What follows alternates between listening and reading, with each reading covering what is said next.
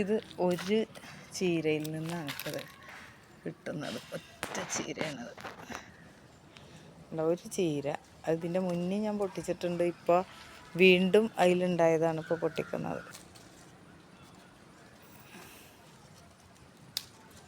ഒരു ചീരയിൽ നമുക്ക് ഒരു പ്രാവശ്യം കറി വെക്കാനുള്ളത് കിട്ടുന്നുണ്ട്.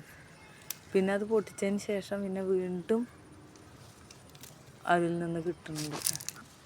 പൂവിടുന്നതിൻ്റെ മുന്നേ തന്നെ നമുക്കിങ്ങനെ ഇതിന്ന് ഒരുപാട് ഇലകൾ കിട്ടുന്നുണ്ട്. അത് നല്ല വൃത്തിയുള്ള ഇലയാണ്.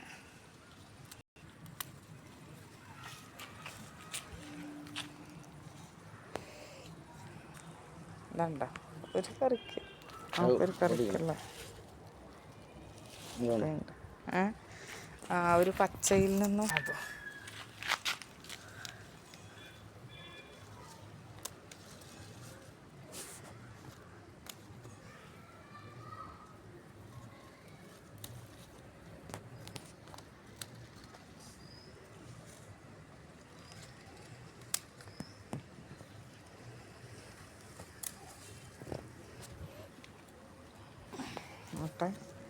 പച്ചയുണ്ട് ഇതിലെ ഒരൊറ്റ തെയ്യുമ്പോൾ തന്നെ അത്രയും